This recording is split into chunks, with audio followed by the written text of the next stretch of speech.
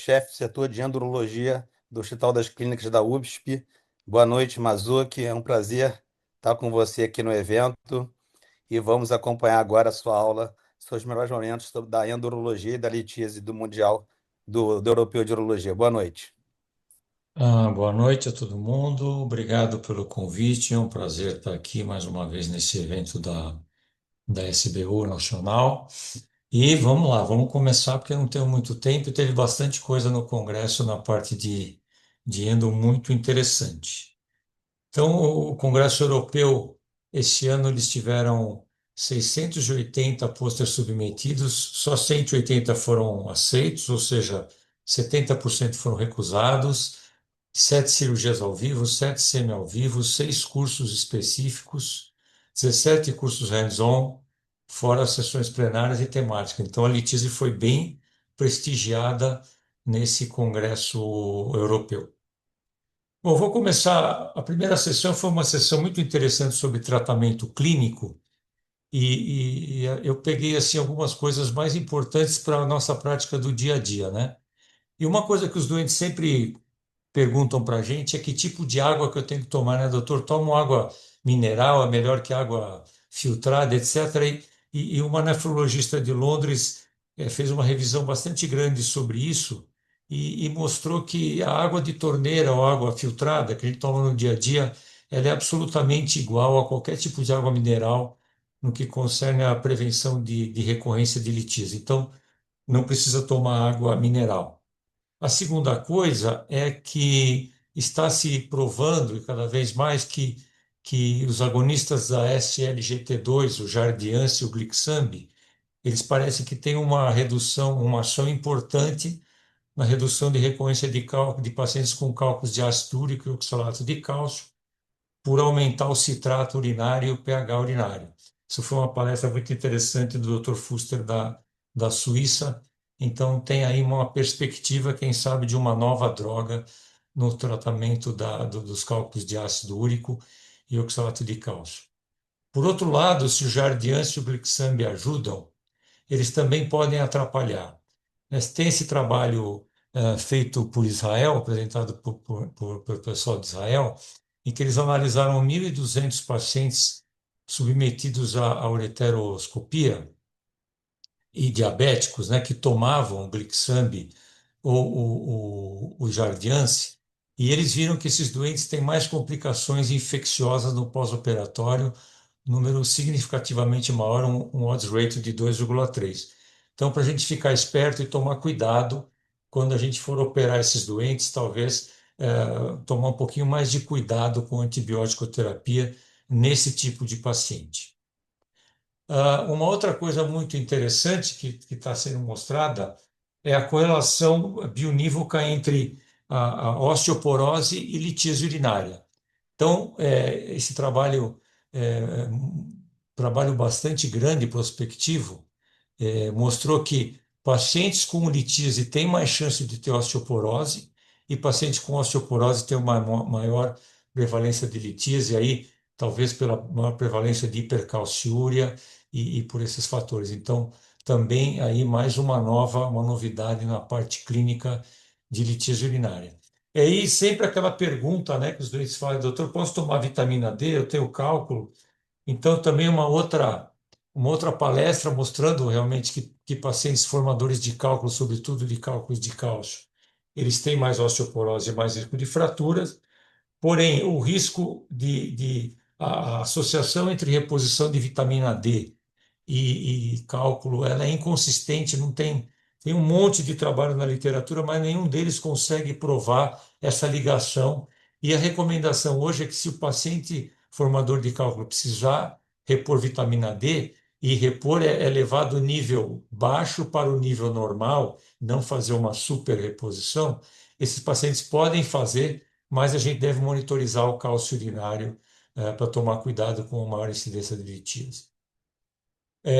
Do ponto de vista cirúrgico, sem dúvida nenhuma, sucção e inteligência artificial foram os dois grandes carro-chefes da litíase, né? E aqui, dois trabalhos comparando bainha de acesso com sucção versus a bainha convencional. e o que se tem hoje é que a bainha de acesso com sucção, ela melhora a visão, ela diminui complicações infecciosas, ela melhora o stone free rate tanto imediato como tardio, e como inconveniências, o tempo cirúrgico acaba sendo maior, né? A gente demora mais na cirurgia, e pode haver um sangramento um pouquinho maior pelo colapso que às vezes o sistema urinário sofre durante a sucção. Quando a gente compara, isso nós vamos ver no próximo trabalho com um pouquinho mais de calma. Quando a gente compara ureteroscopia com bainha de sucção com o mini PERC, esse trabalho chinês que nós vamos ver a seguir mostrou que para cálculos de 2 a 3 centímetros, o, o- a bainha de sucção, a ureteroscopia com bainha de sucção tem os mesmos efeitos, com menor sangramento e menor tempo de internação. Então vamos a esse trabalho, é um trabalho apresentado pelo pessoal da China, prospectivo, multicêntrico. A gente teve muito trabalho prospectivo, randomizado e multicêntrico em litíase, que é uma coisa que a gente não está muito habituado. Então esse trabalho com 130 pacientes em cada braço, 130 em bainha com sucção e 130 em mini PERC, cálculos de 2 a 3 centímetros. E o objetivo primário foi comparar stone free rate imediato e tardio, tempo operatório, dor e queda de HB. Então, vocês notem que o Stone Free Rate ele não tem praticamente diferença entre ureteroscopia com banha de sucção e mini PERC. O que foram as diferenças? O tempo cirúrgico foi menor na mini PERC, né? A ureteroscopia com banha de sucção ela é mais demorada. A mini PERC teve mais dor, como era esperado, e uma maior queda de hemoglobina. Então, Stone Free Rate e complicações semelhantes, ureteroscopia com banha de sucção para cálculos de 2 a 3 centímetros, menos dor, menos sangramento, mais tempo cirúrgico um pouquinho maior.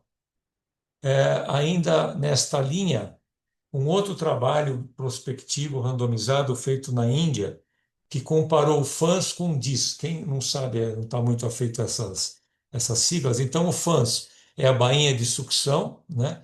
E o DIS é o ureteroscópio que incorpora a sucção, né? Direct Incorporated Suction System. Então, aqui 120 pacientes com cálculos menores do que 1,5 cm, 60 pacientes no grupo DIS, né, no grupo de ureteroscópio com sucção, comparados com 60 pacientes com bainha de sucção.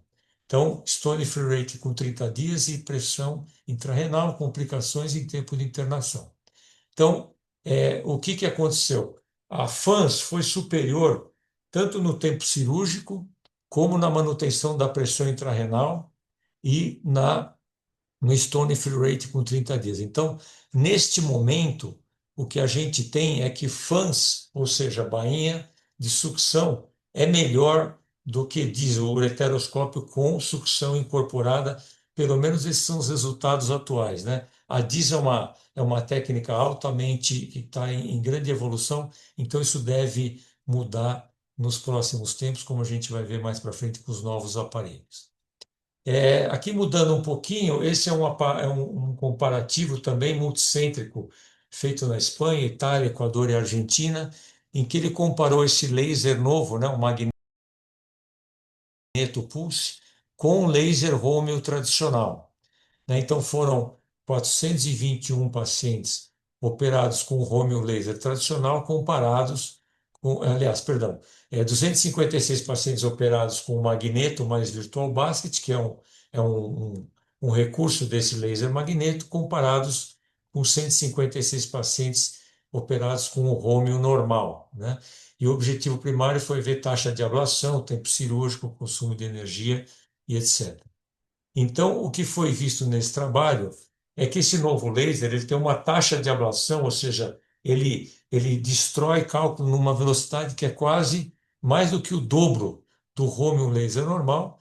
Portanto, você tem menos tempo de acionamento de laser, um menor tempo cirúrgico, né, estatisticamente significativo, e um consumo de energia 15 vezes menor.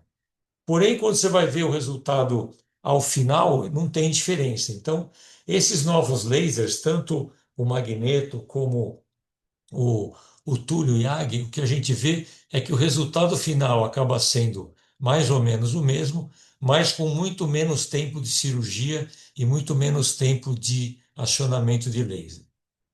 Esse aqui é um outro trabalho comparando também um trabalho randomizado e prospectivo da Índia, em que eles compararam usando o Thulium Fiber Laser, que é mais um laser novo, compararam para cálculos de polo inferior de até de 10 a 20 milímetros, a mini PERC e a ureteroscopia usando o mesmo tipo de laser com cálculos comparáveis. Então, é assim, ó, eu tenho um laser, um Thulium Fiber Laser, eu posso, em vez de fazer mini PERC, fazer ureteroscopia flexível, e o resultado que eles chegaram é que o stone free rate foi exatamente o mesmo, o tempo cirúrgico ele foi menor na ureteroscopia e a fluoroscopia e o tempo de fluoroscopia também. Então, isso mostra que com o novo laser, você tem a chance de substituir uma mini PERC, que teoricamente é um procedimento mais invasivo, por uma ureteroscopia flexível para esse tipo de cálculo de polo inferior de até 20 milímetros, que a gente sabe que é o calcanhar de Aquiles do ureteroscopista. Esse é um outro trabalho muito interessante, é um estudo retrospectivo que eles pegaram um banco de dados americano que tem a bagatela de 300 milhões de pacientes